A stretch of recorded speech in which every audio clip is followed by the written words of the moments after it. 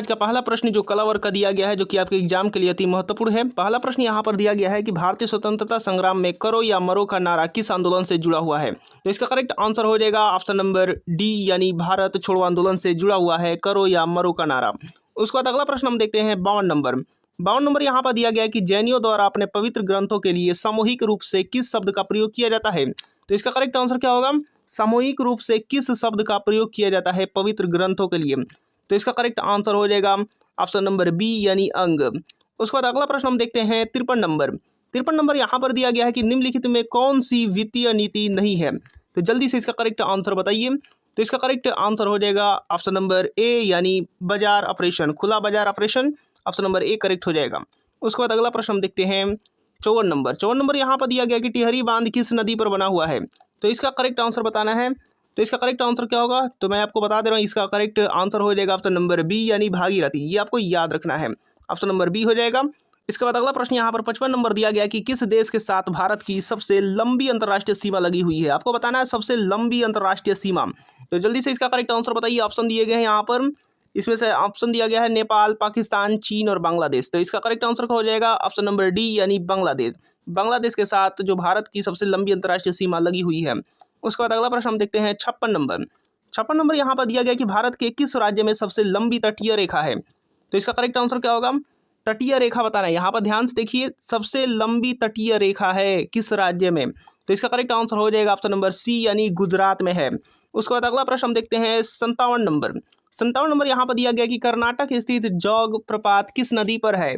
तो जल्दी से इसका करेक्ट आंसर बताइए, जोग प्रपात जो है वो किस नदी पर है। तो इसका करेक्ट आंसर हो जाएगा ऑप्शन नंबर सी, यानी सरस्वती नदी पर है। इसी तरीके से आगे बढ़ते हैं यहाँ पर 58 नंबर यहाँ पर दिया गया है कि निम्नलिखित में से किस प्रकार का बाजार कीमतों को नियंत्रित करने में असमर्थ रहता है। तो इसका करेक्ट आंसर क्या होगा, पहले ऑप्शन देख लेते हैं। पहला ऑप्शन यहाँ पर दिया गया है कि एकाधिपत्य, और दूसरा ऑप्शन देखते हैं, दूसरा ऑप्शन दिया गया है पूर्ण स्पर्धा, तीसरा ऑप्शन दिया गया अल्पाधिकार और चौथा ऑप्शन दिया गया एकाधिकार प्रतियोगिता। तो इसका करेक्ट आंसर क्या होगा, इसका करेक्ट आंसर हो जाएगा ऑप्शन नंबर बी, यानी पूर्ण स्पर्धा। ये करेक्ट आंसर हो जाएगा। इसी तरीके से आगे बढ़ते हैं यहाँ पर 59 नंबर दिया गया है कि निम्नलिखित में से भारत का कौन सा क्षेत्र उष्णकटिबंधीय सदाबहार वन से ढका हुआ है। तो जल्दी से इसका करेक्ट आंसर बताइए, भारत का कौन सा क्षेत्र है जो उष्णकटिबंधीय सदाबहार वन से ढका हुआ है। तो इसका करेक्ट आंसर हो जाएगा ऑप्शन नंबर सी, यानी पश्चिमी घाट। इसी तरीके से आगे बढ़ते हैं 60 नंबर यहाँ पर दिया गया है कि यह निर्णय लेने का अधिकार किसको है कि बिल मुद्रा बिल है अथवा नहीं। तो इसका करेक्ट आंसर क्या होगा, तो आपको बताना है यह निर्णय लेने का अधिकार किसको है कि बिल जो है वो मुद्रा बिल अथवा है अथवा नहीं। तो इसका करेक्ट आंसर हो जाएगा ऑप्शन नंबर ए, यानी लोकसभा अध्यक्ष की। तो ऑप्शन नंबर ए करेक्ट हो जाएगा। उसके बाद अगला प्रश्न यहाँ पर 61 नंबर दिया गया कि गैर कानूनी अवैधानिक मुद्रा संग्रहण को नियंत्रित करने के लिए रिजर्व बैंक ऑफ इंडिया ने पोर्टल स्थापित किया था, इसका नाम क्या था। तो इसका करेक्ट आंसर क्या होगा, इसका नाम क्या था। तो इसका करेक्ट आंसर हो जाएगा ऑप्शन नंबर डी, यानी सचेत। इसी तरीके से आगे बढ़ते हैं 62 नंबर यहाँ पर दिया गया कि राज्यपाल के विवेकाधिकार कहाँ पर सीमित हैं। तो इसका करेक्ट आंसर हो जाएगा ऑप्शन नंबर डी, यानी विधेयकों को स्वीकृति देना तक सीमित है। इसी तरीके से आगे बढ़ते हैं 63 नंबर यहाँ पर दिया गया कि देश का प्रथम विधि अधिकारी कौन है। तो प्रथम विधि अधिकारी बताना है कौन है। तो इसका करेक्ट आंसर क्या होगा, इसका करेक्ट आंसर हो जाएगा ऑप्शन नंबर बी, यानी महान्यायवादी। इसी तरीके से आगे देखते हैं 64 नंबर यहाँ पर दिया गया है कि पारंपरिक हिंदू सामाजिक व्यवस्था में जीवन का अंतिम लक्ष्य है। तो अंतिम लक्ष्य बताना है, पारंपरिक हिंदू सामाजिक व्यवस्था में जीवन का अंतिम लक्ष्य। तो इसका करेक्ट आंसर हो जाएगा ऑप्शन नंबर ए, यानी मोक्ष। इसी तरीके से आगे बढ़ते हैं 65 नंबर यहाँ पर दिया गया कि इंडियन विलेज नामक पुस्तक के रचयिता कौन है। दोस्तों ये वीडियो आपको पसंद आ रहा है तो इसको लाइक करते रहिए, और चैनल को अभी तक सब्सक्राइब नहीं किया है तो चैनल को सब्सक्राइब करके ही जाइएगा, ताकि आपका एक भी वीडियो को नोटिफिकेशन जो है वो मिस ना हो सके आपसे। चलिए देखते हैं इसका आंसर क्या होगा। इंडियन विलेज नामक पुस्तक के रचयिता हैं, तो इसका करेक्ट आंसर हो जाएगा ऑप्शन नंबर बी, यानी SC दुबे। इसी तरीके से आगे बढ़ते हैं 66 नंबर, समाज में भूमिका संघर्ष तब उत्पन्न होते हैं जब, यहाँ पर वाक्य दिए गए और इसको पूरा करना है। समाज में भूमिका संघर्ष तब उत्पन्न होते हैं जब, तो इसका करेक्ट आंसर मैं आपको बता दे रहा हूँ, जब व्यक्ति जानते हुए भी उपयुक्त भूमिका निर्वाह नहीं करते हैं। ये ऑप्शन नंबर बी करेक्ट हो जाएगा। इसी तरीके से आगे बढ़ते हैं 67 नंबर यहाँ पर दिया गया है कि राजनीतिक संस्थाओं का उद्देश्य क्या है, सही उत्तर बताइए। तो सही उत्तर बताना है। पहले देख लेते हैं ऑप्शन क्या दिया गया है। यहाँ पर ऑप्शन दिएगा और इसमें से करेक्ट आंसर हो जाएगा ऑप्शन नंबर डी, यानी व्यक्ति की श्रेष्ठ सेवा करना। तो यहाँ पर जो करेक्ट आंसर हो जाएगा, राजनीतिक संस्थाओं का उद्देश्य व्यक्ति की श्रेष्ठ सेवा करना है, ऑप्शन नंबर डी। इसी तरीके से आगे बढ़ते हैं 68 नंबर यानी 68 नंबर यहाँ पर दिया गया है कि दर्शन शास्त्र में दर्शन शब्द की उत्पत्ति किस धातु से हुई है। तो जल्दी से इसका करेक्ट आंसर बताइए 68 नंबर का। तो इसका करेक्ट आंसर हो जाएगा ऑप्शन नंबर ए, यानी दृश्य से। इसी तरीके से आगे बढ़ते हैं 69 नंबर यहाँ पर दिया गया है शून्यवाद के प्रवर्तक कौन थे। तो जल्दी से इसका करेक्ट आंसर बताइए। शून्यवाद के जो प्रवर्तक थे वो नागार्जुन थे, ये ऑप्शन नंबर बी करेक्ट हो जाएगा। इसी तरीके से आगे बढ़ते हैं 70 नंबर यहाँ पर दिया गया है कि वैशेषिक दर्शन के अनुसार मोक्ष है।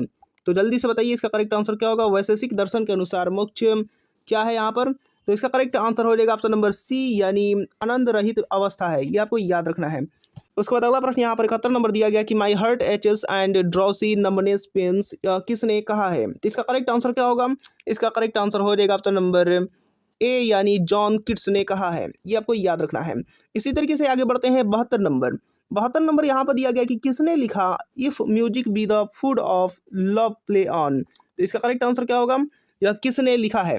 तो इसका करेक्ट आंसर हो जाएगा ऑप्शन नंबर डी, यानी विलियम शेक्सपियर ने लिखा है।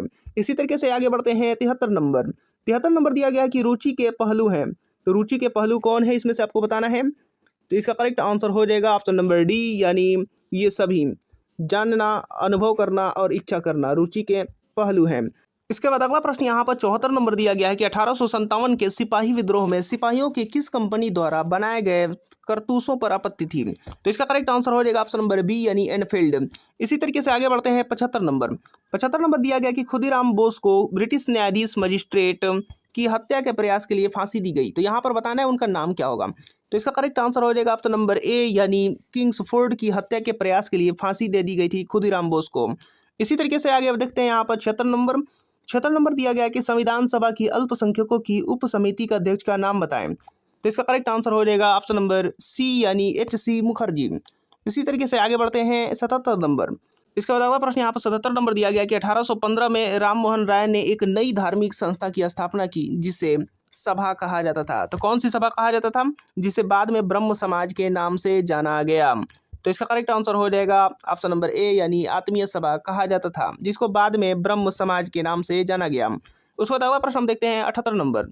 इसके बाद अगला प्रश्न यहाँ पर 78 नंबर दिया गया कि स्वामी विवेकानंद द्वारा 1897 में खाली स्थान, यहाँ पर बताना है कि ऑप्शन में से क्या करेक्ट होगा। तो इसका करेक्ट आंसर हो जाएगा रामकृष्ण मिशन की स्थापना हुई। स्वामी विवेकानंद द्वारा 1897 में रामकृष्ण मिशन की स्थापना हुई थी। उसके बाद अगला प्रश्न हम देखते हैं 79 नंबर दिया गया कि 1795 और 1804 के बंगाल विनियमन अधिनियमों ने घोषित किया। तो क्या घोषित किया। तो इसका करेक्ट आंसर हो जाएगा कन्या हत्या को अवैध घोषित किया। 1795 और 1804 के बंगाल विनियमन अधिनियमों ने कन्या हत्या को अवैध घोषित किया। उसके बाद अगला प्रश्न यहाँ पर 80 नंबर दिया गया है कि बक्सर के युद्ध के बाद खालिस्तान के नवाब ने इलाहाबाद और कोरा के मुगल सम्राट को सौंप दिया, जो ब्रिटिश सैनिकों के संरक्षण के अंतर्गत आया था। तो इसका करेक्ट आंसर क्या होगा। इसका करेक्ट आंसर हो जाएगा ऑप्शन नंबर डी, यानी अवध के नवाब ने इलाहाबाद और कोरा को मुगल सम्राट को सौंप दिया, जो ब्रिटिश सैनिकों के संरक्षण के अंतर्गत आया था। इसी तरीके से आगे बढ़ते हैं 81 नंबर भी यहाँ पर दिया गया है कि मैकमोहन रेखा के चिन्ह की तिब्बती क्षेत्र और भारत के उत्तर पूर्व क्षेत्र के बीच की एक सीमा रेखा है, जिसे ब्रिटिश औपनिवेशिक प्रशासन हेनरी मैकमोहन ने 1914 में संधि पत्र में प्रस्तावित किया। तो किस संधि पत्र में प्रस्तावित किया। तो इसका करेक्ट आंसर हो जाएगा ऑप्शन नंबर बी, यानी शिमला संधि पत्र में प्रस्तावित किया। ऑप्शन नंबर यहाँ पर बी करेक्ट हो जाएगा। इसी तरीके से आगे बढ़ते हैं 82 नंबर भी यहाँ पर दिया गया है कि 18 फरवरी 1930 को हुई चिट्टग्राम शस्त्रागार छापे की घटना का नेतृत्व ने किया। आपको बताना है किसने किया, जिसमें क्रांतिकारियों ने डंपारा में स्थित पुलिस शस्त्रागार पर कब्जा कर लिया था। तो इसका करेक्ट आंसर हो जाएगा ऑप्शन नंबर बी, यानी गणेश घोष। उसके बाद अगला प्रश्न हम देखते हैं 83 नंबर दिया गया कि भारत की समुद्री सीमा तटीय किनारे से दूरी तक समुद्र में फैली हुई थी। तो कितने मील दूरी तक फैली हुई थी। भारत की समुद्री सीमा तटीय किनारे से कितने मील दूरी तक समुद्र में फैली हुई थी। तो इसका करेक्ट आंसर हो जाएगा ऑप्शन नंबर सी, यानी 12 समुद्री मील।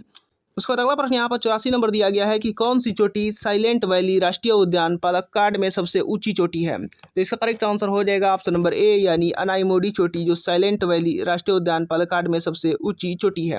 उसके बाद अगला प्रश्न हम देखते हैं 85 नंबर। 85 नंबर यहाँ पर दिया गया है कि कौन सी नदी पश्चिमी तटीय मैदानों में प्रवेश करने से पहले 275 मीटर ऊंची चट्टान से गिरती है और गरसोपा जलप्रपात बनती है। तो इसका करेक्ट आंसर हो जाएगा ऑप्शन नंबर सी यानी शरावती। अगला प्रश्न यहाँ पर 86 नंबर दिया गया कि किस राज्य की स्थापित बिजली उत्पादन क्षमता सबसे अधिक है। तो इसका करेक्ट आंसर हो जाएगा ऑप्शन नंबर डी यानी महाराष्ट्र। इसी तरीके से आगे बढ़ते हैं 87 नंबर। तो अगला प्रश्न यहाँ पर 87 नंबर दिया गया कि भारत में कौन सा आदिवासी समुदाय अधिकतर उदयपुर में सिरोही की अरावली पर्वतमाला में पाया जाता है। तो इसका करेक्ट आंसर हो जाएगा ऑप्शन नंबर सी यानी भील आदिवासी समुदाय। इसी तरीके से आगे बढ़ते हैं 88 नंबर। 88 नंबर यहाँ पर दिया गया कि माउंट किलिमंजारो में स्थित निष्क्रिय ज्वालामुखी है। तो कहाँ पर स्थित है माउंट किलिमंजारो। तो इसका करेक्ट आंसर हो जाएगा ऑप्शन नंबर ए यानी तंजानिया में स्थित एक निष्क्रिय ज्वालामुखी है। इसी तरीके से आगे बढ़ते हैं 89 नंबर। 89 नंबर दिया गया कि लोकसभा या विधानसभा चुनाव में खड़े होने के लिए उम्मीदवार की आयु कम से कम कितनी वर्ष होनी चाहिए। तो इसका करेक्ट आंसर क्या होगा। इसका करेक्ट आंसर हो जाएगा ऑप्शन नंबर सी यानी 25 वर्ष होनी चाहिए। इसी तरीके से आगे बढ़ते हैं 90 नंबर। 90 नंबर यहाँ पर दिया गया है खालिस्तान मंदिर एलोरा महाराष्ट्र में स्थित एक प्राचीन हिंदू मंदिर है जो चट्टानों को काटकर बनाए गए सबसे बड़े मंदिरों में से एक है। तो इसका करेक्ट आंसर क्या होगा। इसका करेक्ट आंसर हो जाएगा कैलाश मंदिर एलोरा। इसके बाद अगला प्रश्न यहाँ पर 91 नंबर दिया गया कि इक्विटी शेयर कैपिटल से निश्चित ब्याज वहन निधि के अनुपात को कहा जाता है। तो क्या कहा जाता है। तो इसका करेक्ट आंसर हो जाएगा ऑप्शन नंबर बी यानी पूंजी लाभ अनुपात कहा जाता है। ये आपको याद रखने हैं। उसके बाद अगला प्रश्न हम देखते हैं 92 नंबर। 92 नंबर यहाँ पर दिया गया कि 1815 में राजा राम मोहन राय द्वारा स्थापित किस संगठन में महिलाओं के खिलाफ नकारात्मक परंपराओं, पूर्वाग्रहों और प्रथाओं को हटाने का प्रयास किया गया। तो इसका करेक्ट आंसर बताने हैं। तो इसका करेक्ट आंसर हो जाएगा ऑप्शन नंबर डी यानी आत्मीय सभा। उसके बाद अगला प्रश्न यहाँ पर 93 नंबर दिया गया कि स्वतंत्र भारत में पहली बार मुद्रा विमुद्रीकरण का प्रयास कब हुआ। तो इसका करेक्ट आंसर क्या होगा। इसका करेक्ट आंसर हो जाएगा ऑप्शन नंबर सी यानी 1978 में हुआ था पहली बार मुद्रा विमुद्रीकरण का प्रयास। इसी तरीके से आगे बढ़ते हैं 94 नंबर। 94 नंबर यहाँ पर दिया गया कि मेरियाना खाई किसके लिए प्रसिद्ध है। तो इसका करेक्ट आंसर हो जाएगा ऑप्शन नंबर सी यानी पृथ्वी पर सबसे गहरे बिंदु के लिए प्रसिद्ध है। इसी तरीके से आगे बढ़ते हैं 95 नंबर। भारत के केंद्रीय मंत्रिमंडल में अधिकतम कितने मंत्री हो सकते हैं। तो इसका करेक्ट आंसर हो जाएगा ऑप्शन नंबर ए यानी लोकसभा की कुल संख्या का 15%। ये आपको याद रखने हैं। इसी तरीके से आगे बढ़ते हैं 96 नंबर। 96 नंबर यहाँ पर दिया गया है कि किस अधिनियम में एक ऐसा प्रावधान है जो भारत सरकार को भारतीय रिजर्व बैंक को निर्देश जारी करने का अधिकार देता है। तो इसका करेक्ट आंसर हो जाएगा ऑप्शन नंबर डी यानी आरबीआई अधिनियम की धारा 7। ये करेक्ट आंसर हो जाएगा ऑप्शन नंबर डी। इसी तरीके से आगे बढ़ते हैं 97 नंबर। 97 नंबर यहाँ पर दिया गया कि गांधी जी ने रविंद्रनाथ टैगोर को प्रेम से क्या उपाधि दी। तो इसका करेक्ट आंसर क्या होगा ये आप लोग कमेंट बॉक्स में बताएंगे। तो जल्दी से इसका कमेंट बॉक्स में आंसर दीजिए, तब तक हम लोग आगे देखते हैं। इसके बाद अगला प्रश्न यहाँ पर 98 नंबर दिया गया है कि मोहनजोदड़ो शब्द का अर्थ क्या है। तो इसका करेक्ट आंसर क्या होगा। इसका करेक्ट आंसर हो जाएगा ऑप्शन नंबर बी यानी माउंट ऑफ द डेड। इसी तरीके से आगे बढ़ते हैं 99 नंबर। 99 नंबर यहाँ पर दिया गया कि सिंधु घाटी सभ्यता के बारे में इनमें से कौन सा कथन सत्य है। तो सत्य कथन बताना है। तो यहाँ पर मैं आपको करेक्ट आंसर बता दे रहा हूँ। इसका करेक्ट आंसर हो जाएगा सिंधु लोग कपास का उत्पादन करने वाले पहले थे। ये आपको याद रखना है। ये सिंधु सभ्यता के बारे में सत्य है। इसी तरीके से आगे बढ़ते हैं 100वां नंबर और ये वीडियो का लास्ट प्रश्न है। दिल्ली में कुतुब मीनार दुनिया का सबसे ऊंचा ईंट का बना मीनार है। इसमें से कौन सा राजा ने इसके निर्माण में योगदान नहीं दिया है। तो आपको बताना है इनमें से कौन से राजा ने कुतुब मीनार के निर्माण में योगदान नहीं दिया है। तो इसका करेक्ट आंसर हो जाएगा ऑप्शन नंबर सी यानी अलाउद्दीन खिलजी ने नहीं दिया है। अगला प्रश्न यहाँ पर दिया गया है कि वह परत जहां ऊंचाई बढ़ने के साथ साथ तापमान में बिल्कुल कमी नहीं होती है। यहाँ पर ऑप्शन में से करेक्ट आंसर बताने हैं। मैं यहाँ पर डायरेक्ट आपको आंसर बताते चल रहा हूँ। ऑप्शन बताने में देरी होगी, इसलिए यहाँ पर डायरेक्ट यहाँ पर आंसर होगा ऑप्शन नंबर सी यानी समतापमंडल। वह परत जहाँ ऊंचाई बढ़ने के साथ साथ तापमान में बिल्कुल कमी नहीं होती है समतापमंडल में। तो ऑप्शन नंबर सी करेक्ट हो जाएगा। इसके बाद अगला प्रश्न यहाँ पर 52 नंबर दिया गया है कि गांधी जी के सत्याग्रह का निम्नलिखित में से किन्हीं दो से जुड़ाव है। तो आपको बताना है किससे जुड़ाव है। ऑप्शन दिए गए यहाँ पर ज्ञान और धर्म, और दूसरा ऑप्शन दिया गया है, दूसरा ऑप्शन है यहाँ पर सच्चाई और अहिंसा, और तीसरा ऑप्शन है सच्चाई और उदारता, और चौथा ऑप्शन है मातृभूमि के प्रति प्यार और औपनिवेशिक स्वामियों के प्रति घृणा। तो इसमें से कौन सा करेक्ट होगा। तो सत्याग्रह के लिए किन्हीं को दो से जुड़ाव है महात्मा गांधी का। तो इसका करेक्ट आंसर हो जाएगा ऑप्शन नंबर बी यानी सच्चाई और अहिंसा। इसी तरीके से आगे बढ़ते हैं 53 नंबर। 53 नंबर यहाँ पर दिया गया कि जनसंख्या घनत्व से आप क्या समझते हैं। तो इसका करेक्ट आंसर क्या होगा, ऑप्शन में से बताने हैं।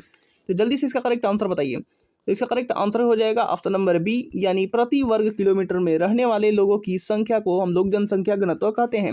उसके बाद अगला प्रश्न हम देखते हैं 54 नंबर। 54 नंबर दिया गया कि निम्नलिखित में से कौन सी पूंजीवादी अर्थव्यवस्था की विशेषता नहीं है। तो जल्दी से इसका करेक्ट आंसर बताइए।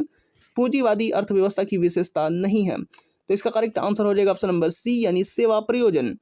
अगला देखते हैं यहाँ पर 55 नंबर। 55 नंबर दिया गया कि दोआब का क्या मतलब होता है। बहुत सा आसान क्वेश्चन है ये, दोआब का क्या मतलब है। तो इसका करेक्ट आंसर हो जाएगा ऑप्शन नंबर सी, दो नदियों के बीच की भूमि को दोआब कहते हैं। इसी तरीके से आगे बढ़ते हैं 56 नंबर। 56 नंबर यहाँ पर दिया गया है दक्षिण गंगोत्री क्या है। तो दक्षिण गंगोत्री क्या है यहाँ पर आपको बताने हैं। तो इसका करेक्ट आंसर हो जाएगा ऑप्शन नंबर बी, यानी अंटार्कटिका में स्थित स्वचालित स्टेशन। ये आपको याद रखना है, दक्षिण गंगोत्री है। उसके बाद अगला प्रश्न हम देखते हैं 57 नंबर। 57 नंबर यहाँ पर दिया गया है कि जहांगीर के काल में मुगल दरबार में आने वाला पहला अंग्रेज कौन था। तो इसका करेक्ट आंसर हो जाएगा ऑप्शन नंबर बी, यानी कैप्टन विलियम हॉकिंस। ये आपको याद रखना है, मुगल दरबार में आने वाला पहला अंग्रेज था। उसके बाद अगला प्रश्न हम देखते हैं 58 number.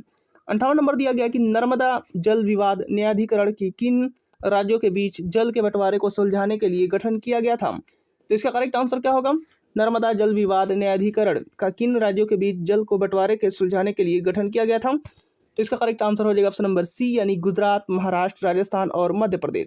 Option number C correct हो जाएगा। उसके बाद अगला प्रश्न हम देखते हैं 59 नंबर। 59 नंबर यहाँ पर दिया गया है कि राष्ट्रपति संघ सरकार का कोई भी कार्य निम्नलिखित में से किस प्रकार से राज्य सरकार को सौंप सकते हैं। तो इसका करेक्ट आंसर क्या होगा यहाँ पर आप लोग को बताने हैं। तो इसका करेक्ट आंसर हो जाएगा ऑप्शन नंबर सी, यानी राज्य सरकार से परामर्श करके सौंप सकते हैं।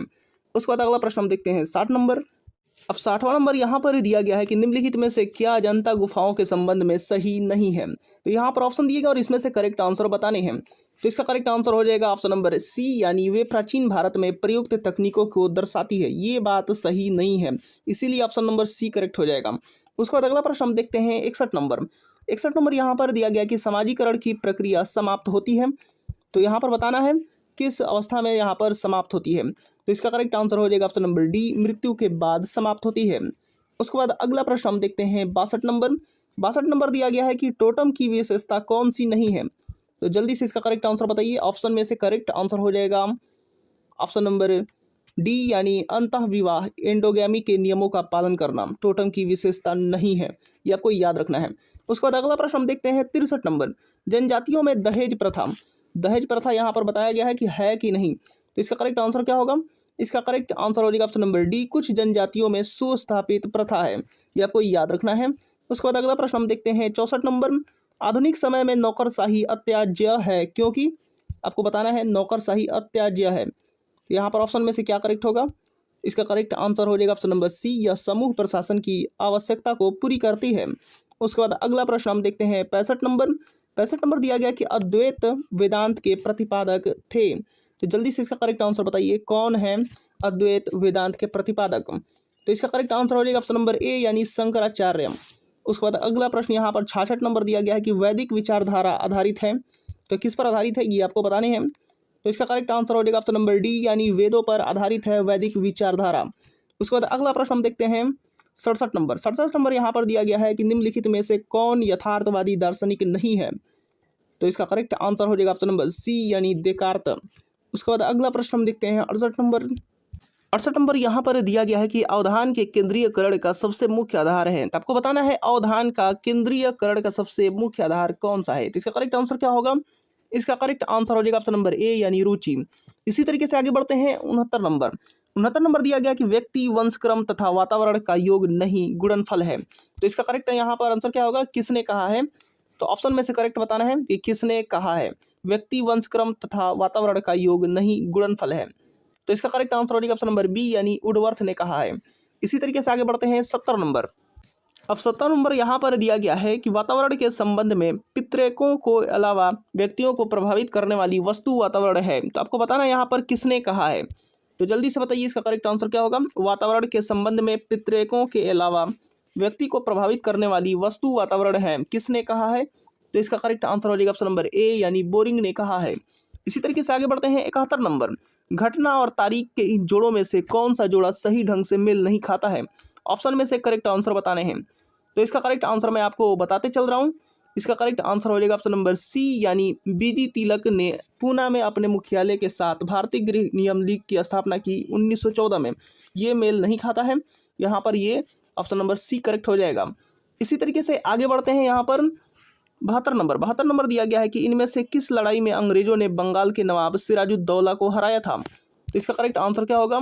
तो इसका करेक्ट आंसर हो जाएगा ऑप्शन नंबर ए, यानी 1757 में प्लासी की लड़ाई में सिराजुद्दौला को अंग्रेजों ने हराया था, बंगाल के नवाब को हराया था। उसके बाद अगला प्रश्न हम देखते हैं। अगला प्रश्न यहाँ पर 73 नंबर दिया गया है कि जैन धर्म में 3 रत्न यानी त्रिरत्न दिए जाते हैं और उन्हें निर्वाण का मार्ग कहा जाता है, वे क्या हैं? तो यही आपको बताना है करेक्ट आंसर क्या होगा इनमें से। तो इसका करेक्ट आंसर हो जाएगा ऑप्शन नंबर डी, यानी सही विश्वास, सही ज्ञान और सही आचरण। ये त्रिरत्न दिए जाते हैं, उन्हें निर्वाण का मार्ग कहा जाता है।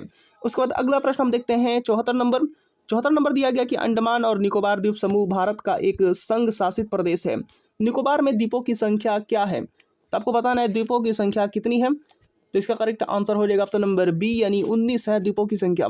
और दोस्तों ये वीडियो आपको पसंद आ रहा है तो इसको लाइक करते रहिए, और चैनल को अभी तक सब्सक्राइब नहीं किया है और सोच रहे हैं सब्सक्राइब करने के लिए तो सब्सक्राइब कर ही दीजिए और साथ में बेल आइकन बटन भी दबा दीजिए ताकि हमारा एक भी वीडियो को नोटिफिकेशन आपसे मिस ना हो सके। अगला प्रश्न यहाँ पर 75 नंबर देखते हैं। 75 नंबर यहाँ पर दिया गया कि सौरमंडल की उत्पत्ति से संबंधित इनमें से कौन सा सिद्धांत सही ढंग से मेल खाता है? आपको बताना है सही ढंग से मेल खाता है कौन सा सिद्धांत है। तो इसका करेक्ट आंसर हो जाएगा ऑप्शन नंबर बी, यानी ज्वारिया हाइपोथेसिस, जेम्स जीन्स और हेरोल्ड जेफरी की, यही करेक्ट हो जाएगा ऑप्शन नंबर बी। उसके बाद अगला प्रश्न हम देखते हैं 76 नंबर यहाँ पर दिया गया कि इनमें से कौन सा महाद्वीप सही ढंग से अपने सबसे बड़े देश क्षेत्र में से मेल खाता है। तो इसका करेक्ट आंसर क्या होगा? इनमें से कौन सा महाद्वीप सही ढंग से अपने सबसे बड़े देश से मेल खाता है? तो इसका करेक्ट आंसर हो जाएगा ऑप्शन नंबर डी, यानी दक्षिण अमेरिका, ब्राजील, ये करेक्ट हो जाएगा। इसके बाद अगला प्रश्न यहाँ पर 77 नंबर दिया गया कि इनमें से कौन सा कम हिमालय या हिमाचल के महत्वपूर्ण पहाड़ी रिसॉर्ट्स में से एक नहीं है। तो इसका करेक्ट आंसर क्या होगा? इसका करेक्ट आंसर हो जाएगा ऑप्शन नंबर ए, यानी बाड़ासुर नहीं है। उसके बाद अगला प्रश्न हम देखते हैं 78 नंबर दिया गया कि निम्न में से कौन से युग्म सही ढंग से मेल नहीं खाते हैं। तो इसका करेक्ट आंसर हो जाएगा ऑप्शन नंबर बी, यानी समय का संक्षिप्त इतिहास अल्बर्ट आइंस्टीन से यहाँ पर मेल नहीं खाते हैं। तो यहाँ पर करेक्ट क्या होगा? A brief history of time के लेखक स्टीफन हॉकिंग है, ये आपको याद रखना है। समय का संक्षिप्त इतिहास के जो लेखक हैं वो कौन है? Stephen Hawking. उसके बाद अगला प्रश्न हम देखते हैं 79 नंबर यहाँ पर दिया गया है अभिज्ञान शकुंतलम किताब के लेखक कौन है। तो इसका करेक्ट आंसर हो जाएगा ऑप्शन नंबर सी, यानी कालिदास जी हैं। इसके बाद अगला प्रश्न यहाँ पर 80 नंबर दिया गया कि इनमें से कौन सा बैंक और उनकी टैगलाइन के बीच एक असंगत मिलान है, यानी आपको बताना है जो बैंक है और उसकी टैगलाइन है वो सही नहीं है। तो इसका करेक्ट आंसर क्या होगा? इसका करेक्ट आंसर हो जाएगा ऑप्शन नंबर बी, यानी पंजाब नेशनल बैंक का यहाँ पर जो टैगलाइन है बढ़ती का नाम जिंदगी, ये नहीं होगा, ये ऑप्शन नंबर बी यहाँ पर करेक्ट हो जाएगा। इसका जो टैगलाइन होता है वो आपको मैं बता दे रहा हूँ। इसका टैगलाइन होता है the name you can bank upon, the name you can bank upon, ये करेक्ट हो जाएगा। उसके बाद अगला प्रश्न हम देखते हैं 81 नंबर दिया गया कि कुछ भारतीय अर्थशास्त्री ब्रिटिश शासन के दौरान भारत की राष्ट्रीय आय का मूल्यांकन करने का प्रयास करते थे। निम्नलिखित में से कौन अर्थशास्त्री नहीं है? तो यहाँ पर बताना है कौन अर्थशास्त्री नहीं है जो भारत की राष्ट्रीय आय का मूल्यांकन करने का प्रयास करते थे ब्रिटिश शासन के दौरान। तो इसका करेक्ट आंसर हो जाएगा ऑप्शन नंबर डी, यानी प्रशांत चंद्र महालनोबिस। इसका करेक्ट आंसर हो जाएगा ऑप्शन नंबर डी, प्रशांत चंद्र महालनोबिस। उसके बाद अगला प्रश्न यहाँ पर 82 नंबर दिया गया है कि 1991 की नई उदार आर्थिक नीति के परिचय के साथ भारतीय अर्थव्यवस्था ने इसके अलावा निम्नलिखित सभी के माध्यम से मौजूदा आर्थिक समस्याओं को संबोधित किया है। इसमें से कौन सा करेक्ट होगा?